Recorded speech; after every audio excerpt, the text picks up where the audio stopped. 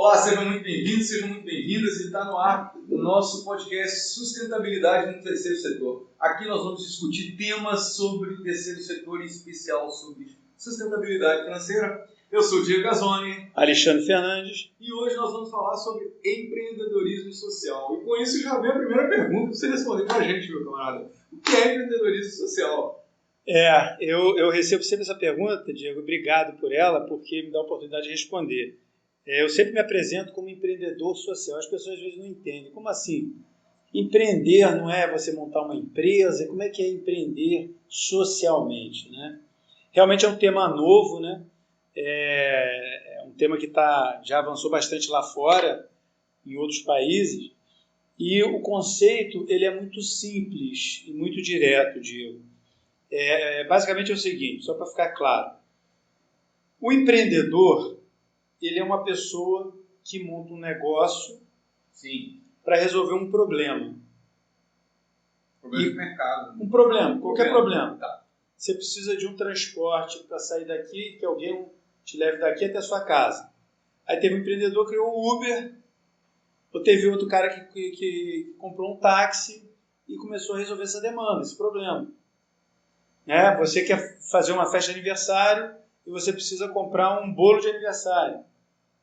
Alguém vai ter que resolver esse problema para você, porque tem que ter o bolo de aniversário para eu cantar o seu parabéns. Então, empreender é resolver problemas das pessoas.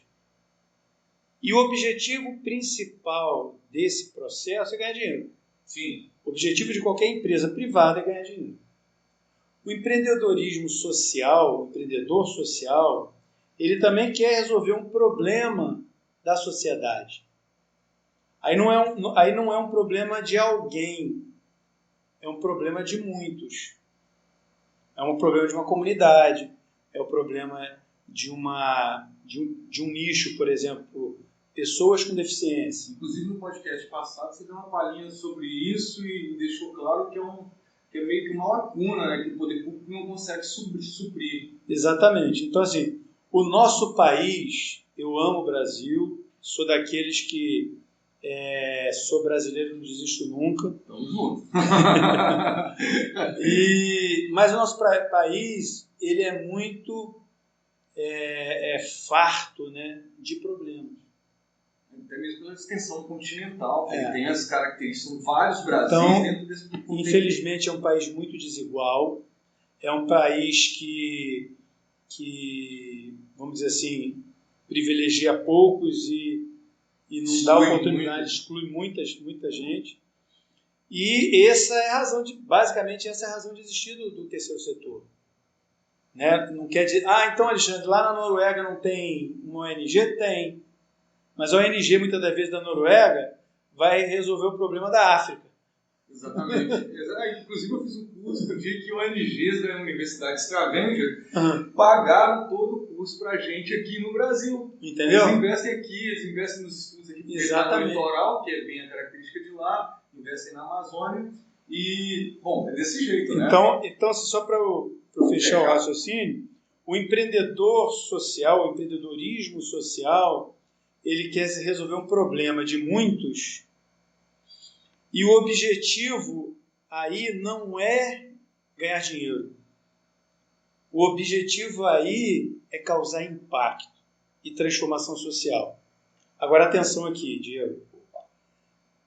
Sem você conseguir com esse processo gerar sustentabilidade financeira para a sua instituição, você só vai ter a boa intenção e a boa ideia. Porque fazer o bem, Diego, não tem preço, mas tem custo. Faz sentido. Vou repetir. Fazer o bem não tem preço, mas tem custo. Que título lindo, hein? Então, assim, na verdade, essa frase que eu criei, né, eu ouvi essa frase do Calil, um amigo do Instituto Move Rio, de outra instituição do Rio de Janeiro. E isso sempre é um drama para quem trabalha no terceiro setor, coisa do dinheiro. Acho que essa coisa do tabu do dinheiro é outro tema para um podcast nosso. Entendeu? O ponto aqui importante é perceber o seguinte: o empreendedor social não quer resolver o problema de alguém, ele quer resolver o problema de muitos, e ele quer resolver o problema de muitos para causar impacto social ou transformação social, mas sim, ele precisa ter um modelo de sustentabilidade que garanta que essa iniciativa, que esse empreendedorismo, que esse empreendimento social, que ele permaneça vivo ao longo do tempo. Tá. E aí me surge uma nova dica, é o seguinte, dentro desse contexto aí, que se cria dessa atmosfera que você explicou para a gente, muito bem explicado, você acredita que as instituições, então, devem caminhar numa direção da iniciativa privada, algo do tipo? Ótima pergunta, Diego. O que eu acredito, né, em cima do cenário que a gente tem hoje no Brasil, e não é só de hoje, já vem de algum tempo, mas hoje especialmente. Eu acredito sim que o terceiro setor, que as instituições têm que se aproximar mais da iniciativa privada, não só atrás de financiamento, mas procurando mais as ferramentas, a mentalidade para poder conseguir sobreviver, para conseguir ser autossuficiente. Vou explicar melhor, Diego. Já vou fazer essa pergunta. Que ferramenta, como é que é isso? Então assim, presta atenção. Se você se você monta uma padaria, sim, mas o seu pão não é fresco, não está crocante, saboroso, quentinho, é aquele pão bolachudo, aquele pão, enfim, não é saboroso, não é saboroso. A tendência é da sua padaria fechar. Por quê? Porque tem muita padaria normalmente nas cidades. Se o cara vai pagar pelo pão, ele quer um pão de qualidade. Trazendo para a realidade do terceiro setor, a gente precisa de um terceiro setor com um compromisso absurdo na entrega de valor para os beneficiários, entendeu? Fazendo o que se propõe a fazer com o máximo de cuidado, de atenção, de qualidade e de eficiência. Porque quando você vive num ambiente de escassez, que essa é a realidade das instituições, tudo vale muito. Qualquer despesa, uma luz acesa, um copo que quebra, entendeu? O material de limpeza está sendo desperdiçado. Aquele clipezinho de dispensa, não vale nada. Exatamente. Então, assim, num ambiente de escassez, tem aquele, sabe aquele ditado? Em terra de cego, quem tem o olho é rei. Uhum. Então, no ambiente de escassez, você tem que buscar muita eficiência. E eficiência não é só você economizar. Não é só você economizar. Mas eficiência é você repensar e rever o jeito que você faz para você fazer melhor. Você rever os processos da instituição, de como que atende, de como que recebe, de como que prepara os alimentos, como é que é o cardápio, ou, enfim, dependendo do tipo de instituição. Uhum. Como que você se comunica com a sociedade, como que você atrai doadores. Você está agregando valor o tempo inteiro, né? Exatamente. Então, assim, a iniciativa privada, ela é muito boa em ir atrás da eficiência. Por quê? Porque é uma questão de sobrevivência. Sim. E durante muito tempo, vou dar um exemplo aqui de Macaé sem citar nomes. Tem pelo menos 2 instituições que eu conheço aqui em Macaé, intimamente, há muito tempo conheço essas instituições. São instituições com mais de 30 anos. Tá?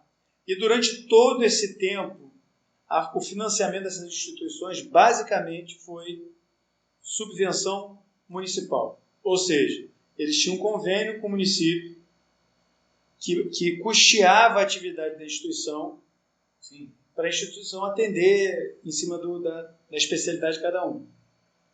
Com a crise, A prefeitura cortou a subvenção. As instituições estão fechando.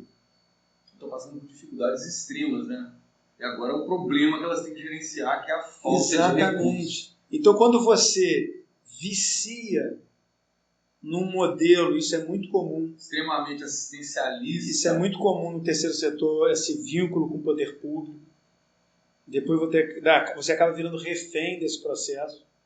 Entendeu?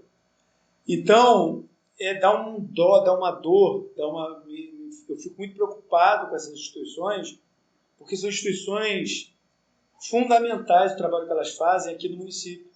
Tipo assim, se elas pararem de atender, quem elas atendem, não tem um substituto direto, rápido, não tem alguém para fazer. Entendeu? Espera que eu estou tocando o celular aqui numa hora imprópria. Né? Mas enfim, se deixar eu falo o dia inteiro, Diego, corta aí. Ué, tudo bem, se você quiser, a gente vai desenvolvendo aí. Eu pensei em...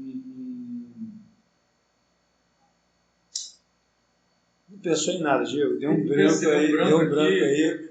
Ah, eu estava aqui, ó, raciocinando. Eu ia falar do valor agregado, né? A gente fala, desenvolver a ideia de valor agregado do empreendedor.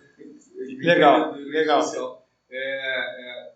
Assim, o empreender é você quebrar fronteiras, é você ir atrás de novas possibilidades, mas isso é para causar impacto na sociedade. E aí, quando a gente fala de agregar valor, na sua opinião, o que é esse agregar valor dentro do empreendedorismo social? Como é que as instituições podem fazer isso de uma forma mais...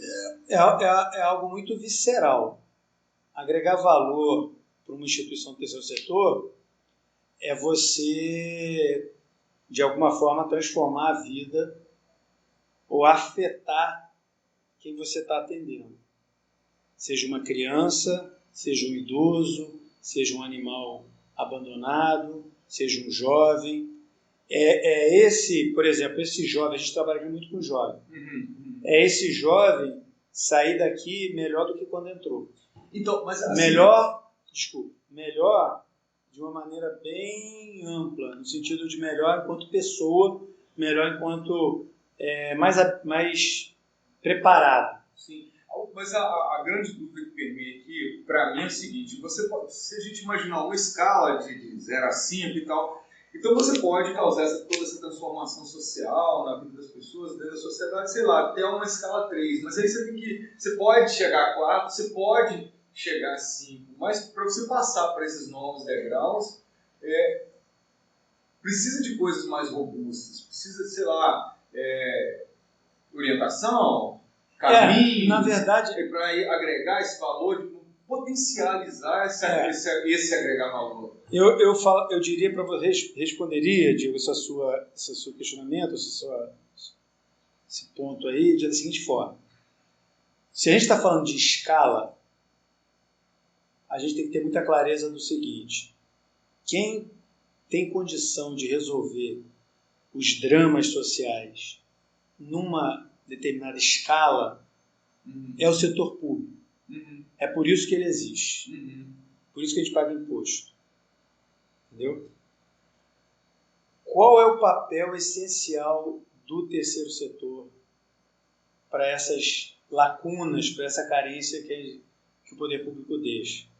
É para você atender, às vezes, algum nicho, por exemplo.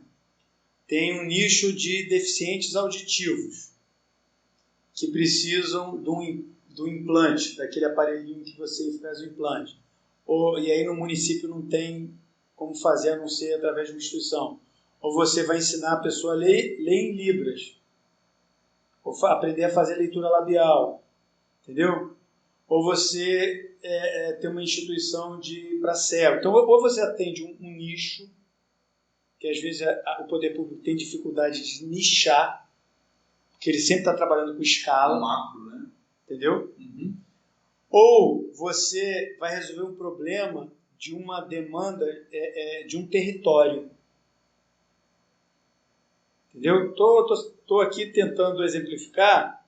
Lógico que tem outras variáveis, mas assim, só para ficar mais claro para quem nos assiste. Então, vamos supor, tem uma comunidade que não tem lá naquela região uma escola de ensino infantil, não tem uma creche. Aí uma instituição abre uma creche comunitária. Atende o drama daquelas famílias, daquelas mães que precisa deixar o filho num ambiente seguro, porque precisa trabalhar.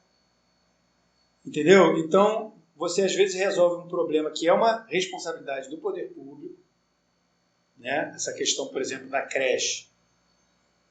Mas às vezes, muitas das vezes é muito comum faltar vaga em creche. Nem todo município consegue ter vaga em creche. Às vezes surge uma instituição, às vezes é um projeto de uma igreja que atende essa demanda. Entendeu? Então, assim, eu acho que o foco das instituições, na minha opinião, não necessariamente, aí não tem resposta certa, é uma opinião do Alexandre. Joia, massa. Não é pensar numa instituição maior, é pensar numa instituição melhor. Tá, e aí eu tenho uma coisa, você sabe que eu já dei aula também para curso de logística, para administração, e vem do Sistema S também, e tinha uma aula que eu gostava muito de dar, que media a eficiência das empresas, que é uma aula com o tema nível de serviço. Seria possível a gente trabalhar com esse Como é que é o nível de serviço, né? Se o nível de serviço é de excelência, se ele é baixo, se ele é bom, se ele é ruim.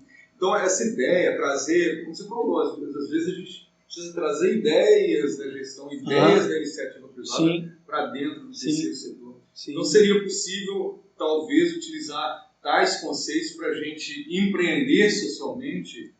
Claro, com certeza. E aí eu acho que tem um elemento que é fundamental na construção, né, de uma instituição do terceiro setor, que é reputação. Eu vi do meu maior mentor, né, que é o antropólogo Rubens César, e eu acho que isso é outro tema para outra gente. Ó, gente, vai ter podcast pra caramba, vocês aguentam aí. Nível de serviço do terceiro setor, compromisso e as ferramentas para trabalhar aí. Mas eu vou falar que você vai entender. Legal. Ele falou para mim assim, logo quando estava começando no terceiro setor, falou assim, Alexandre, você tem que ter clareza do seguinte,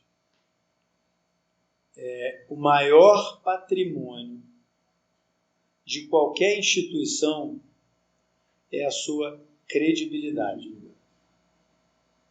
Faz total sentido. Né? E quando você está num ambiente de escassez, quando você está vivendo um ambiente dramático de como é que eu vou pagar a folha desse mês, já entrou no outro, e chega o aviso de corte da luz, e está acabando a ração dos cachorros e gatos que a gente acolhe e tira da rua. Está faltando a fralda geriátrica do idoso.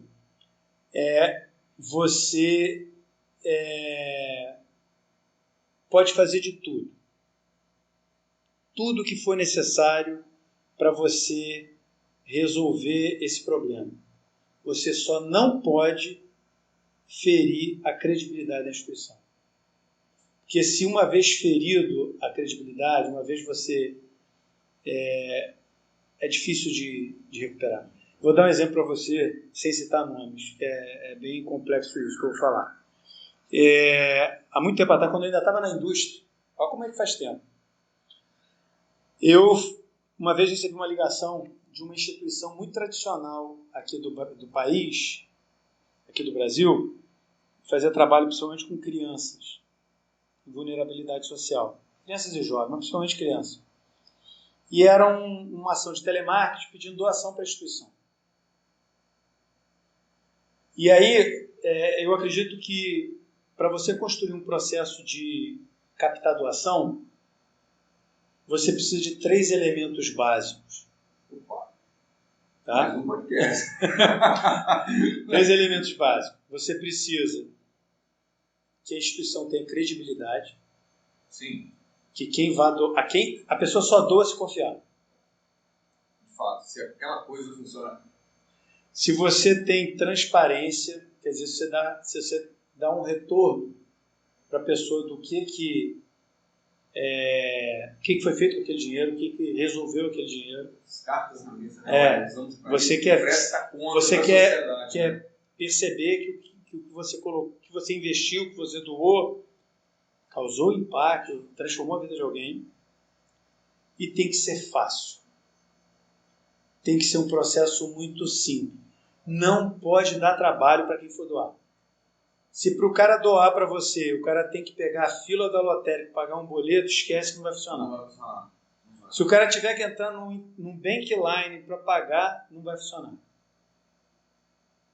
Por isso que há milênios, não sei quanto tempo tem, ou séculos, milênios, acho que eu peguei pesado, talvez milênio. Não, milênios. Algumas dezenas de anos. Não, é. O modelo de doação das igrejas funciona tão bem. Por que na hora do ofertório a coisa funciona? Por quê? Porque você acredita na igreja que você frequenta, você sempre tem um retorno do que foi feito com o dinheiro, você vê a obra acontecendo, e porque é fácil. Você bota a mão no bolso, pega o dinheiro, a moeda, o que tiver e dá. Entendeu? Então, assim, no processo de você construir reputação, o ingrediente vital para isso é credibilidade. A sua instituição ter uma boa reputação, ou seja, ter credibilidade da sociedade, é que vai permitir uma porta se abrir na hora que você mais precisa. Entendeu? Isso é um facilitador.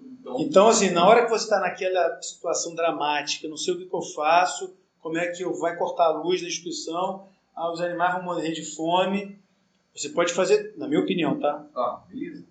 Você pode fazer tudo o que tiver ao seu alcance fazer, menos ferir a credibilidade da instituição, a integridade. Sabe aquela coisa? Porque é difícil retornar. E fechando aquela história que eu falei da instituição, comecei a contar e não terminei, Sim. Eu recebi a ligação e aí a pessoa me pediu uma doação. E vinha um desconto na conta de luz na época. Você autorizava, tinha lá um procedimento que a pessoa fazia com você no telefone, rápido. E aí todo mês, sei lá, vamos supor que eu resolvesse doar R$20. Todo mês já vinha na minha conta R$20. R$20 na conta. Eu me sentia bem porque eu estava ajudando. Eles mandavam lá relatórios do trabalho e tudo mais. Eu confiava na instituição. E eu fiquei doando por anos. Até que um dia, saiu uma matéria num grande jornal, não lembro mais qual o noticiário, repercutiu em toda a imprensa, que era uma instituição muito conhecida, de uma ação do Ministério Público, da Polícia Federal. Gente, isso foi muito antes de Lava Jato. Isso, eu sei qual isso é década de, sei lá, de 90. Isso já tem muito tempo. Entendeu? E aí o que acontece? Tinha desvio, segundo a matéria, tinha desvio de dinheiro da instituição. E os dirigentes, mostrou que o dirigente tinha uma mansão na praia, iate, um monte de coisa. Primeira coisa que eu fiz, Diego, cortei a doação. E olha que interessante, isso já fazem mais de 20 anos. Esta semana, que a gente está gravando esse podcast, eu recebi uma ligação dessa mesma instituição. Pedindo novamente. Aí eu falei que não ia doar, porque eu já estava doando para uma outra instituição, eu realmente faço doação para outra instituição. E aí a menina meio que perguntou, mas teve algum problema, a atendente, com aquele, né, que você parou lá atrás? Eu falei, já que você está perguntando, eu vou responder. Realmente eu cortei por causa disso. Enfim, ela não tinha muito como explicar, né? Eu também não estava muito interessado em ouvir, porque é uma coisa meio intangível. Você confiar em alguém é uma coisa meio subjetiva. Entendeu? Não é algo que... eu não estou julgando ou condenando a instituição. Eu não sei se aquela matéria era toda verdadeira ou não. Eu não sei se eles foram condenados ou não. Eu não sou juiz. Mas como cidadão... A impressão que causou daquilo tudo ali, a repercussão daquilo dele, te fez mudar de ideia. Eu, enquanto cidadão, eu tenho o livre-arbítrio de doar ou não para a instituição que eu acho que está fazendo um bom trabalho, que eu confio. Bom, para a gente fechar aqui, eu pensei aqui numa coisa seguinte. Lembra daquelas figurinhas que tinha escrito assim, a maré? Não está na nossa pauta, a gente só precisa ter, a gente senta, discute a pauta e depois vai gravar. E as coisas vão surgindo, tem um guia, tem um plano para a gente gravar, para o Alexandre trabalhar, para o Alexandre trazer belas informações para a gente. Só que essa que eu pensei agora, né? E aí tinha aquelas figurinhas a maré e eu fui fazer assim, finalizou o podcast, talvez eu faça a seguinte pergunta. Empreendedorismo social, em uma frase é... Te peguei. Não pegou não. Eu não sei. Não pegou não, porque na verdade todas essas pautas de sistema vai saindo realmente muito naturalmente. Mas para mim, empreendedorismo social tem que ser uma missão de vida. É uma escolha. Entendeu? Bola. Melhor impossível. Vamos fazer essa brincadeira nos próximos? Valeu. Legal. Obrigado, Diego.